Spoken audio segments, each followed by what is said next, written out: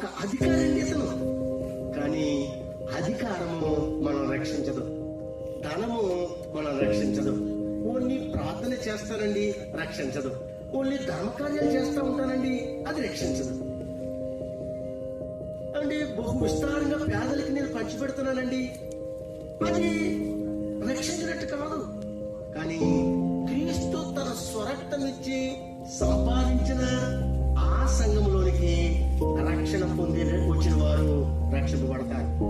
ప్రియమైన వాళ్ళ పాపములు ఎందుకంటాడు ఆయన అంటాడు అపొస్తలుడైన పౌలు, ఎందుకు ఇంకా నిరీక్షిస్తావు, ఇంకా వెయిట్ చేస్తావేంటి?